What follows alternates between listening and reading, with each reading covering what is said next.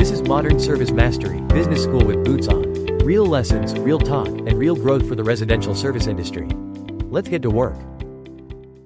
All right, so let's kick things off with something that can be a game changer for every GM out there.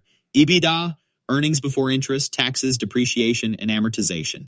That's a mouthful, I know, but let's strip it down to its essence. Yeah. Basically, it's how much money are you really making before the accountants start playing with the numbers, right?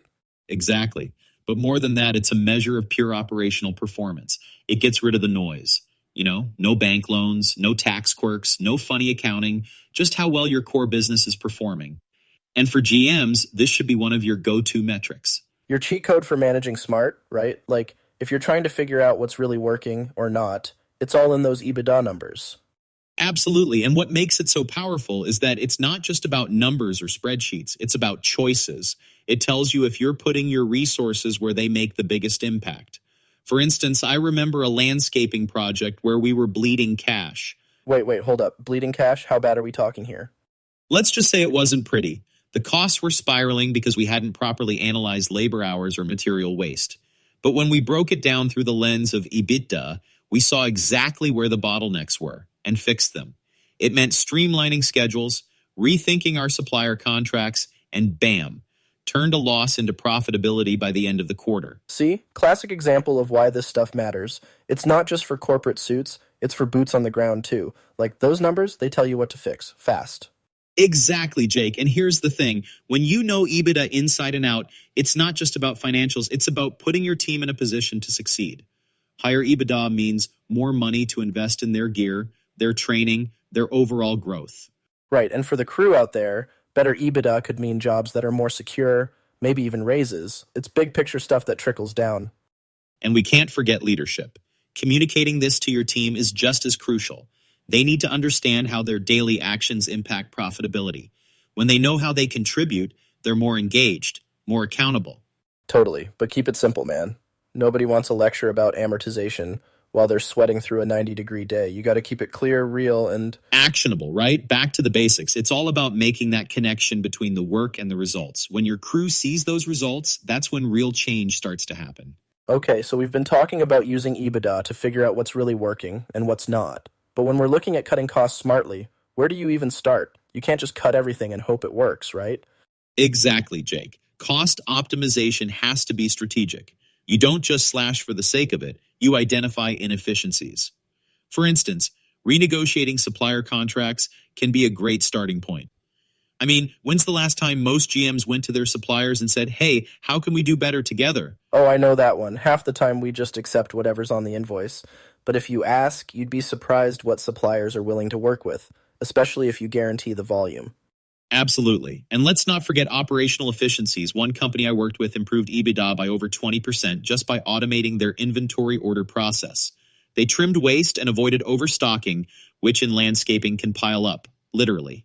Okay, so cut costs smart. But what about making more money? Like, what if boosting revenue feels harder than keeping costs down? Revenue growth is all about leverage. You've got to look at your current clients and ask, how well are we serving them? Are we cross-selling? Are we upselling? Expansion is great, but maximizing the customers you already have is even better. Yeah, for sure. I had this one client, small job initially, right? Just a basic lawn care package. By the end of the season, we tacked on mulching, edging, even installed a new patio. It's like once they trust you, they want to spend more with you. Exactly, Jake. And connecting with your market in new ways can amplify that trust. Think creative marketing, visible results. I always say show off your best work. Let potential clients see what's possible. All right, but here's the real question. Who's actually pulling all this off? Like, somebody out there must have done it, right? Great question. One company I know switched to dynamic pricing for their seasonal services. Instead of charging flat rates, they adjusted based on demand and value perception. Within a year, not only did their revenue spike, but their EBITDA climbed by nearly 30%, a total game changer. Wow, 30%? That's insane. And they just thought, hey, let's get smarter about pricing? Pretty much. They identified where their value truly resided and leaned into it.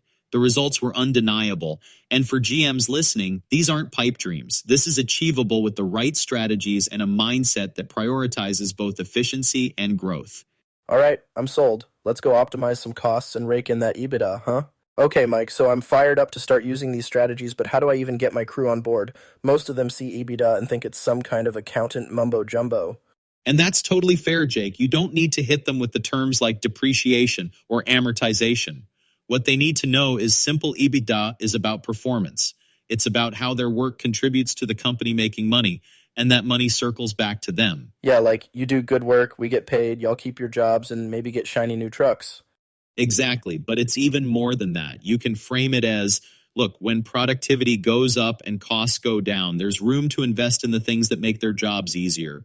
Whether that's better tools, bigger bonuses, or more training, it's a win for everyone. All right, so it's got to feel real to them. You're saying tie it directly to their day-to-day? Exactly, Jake. Say, for example, reducing waste. If we're blowing through material on a job site, that's money straight out the window. But if the crew's mindful, cutting what's needed, using the tools properly, they're keeping those costs in check. And that, my friend, helps the whole team in the long run. Makes sense. So here's what I'd say. Your attention to detail today might mean we're not scrambling to patch things up tomorrow, right? Perfect. It's all about showing them that their effort isn't just for checking boxes. It drives real results. And speaking of results, let's role play this, Jake. You'll be a GM breaking it down for the crew. I'll be your foreman asking questions. Oh man, all right, let's try it. Ahem. Listen up, everyone. I just want to take a minute to talk about how what we do every day impacts the big picture. When we save on time and avoid waste, it helps the business make money. And when the business thrives, you thrive. Okay, but how does me shaving 10 minutes off a job or using less mulch actually do anything big picture? Good question. If every job runs tighter, we can take on more projects and hit deadlines better. That means keeping clients happy, which keeps us busy and secure.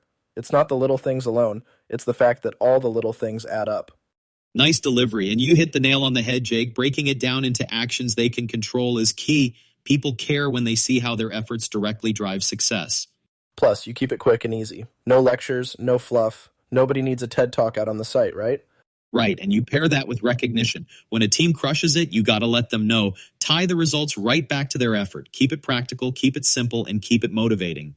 Love it. So, GMs, show your team how EBITDA connects to their world. Easy to say, but if you nail this, you build trust and accountability. Oh, and maybe some raises too, right? Absolutely. When the team sees the value of their work and how it ties into the bigger vision, that's when the magic happens. And on that note, Jake, I think we've covered it all for today. What do you think? Couldn't agree more. Hey, GMs out there, go crush it, keep it simple, and don't forget to give credit where it's due. And yeah, maybe snag yourself some extra EBITDA while you're at it. Thanks for joining us, everyone. Keep leading, keep optimizing, and we'll catch you next time. Take care. Thanks for listening to Modern Service Mastery Business School with Boots On. If this episode helped you lead, grow, or think differently, share it with your crew and keep the momentum going.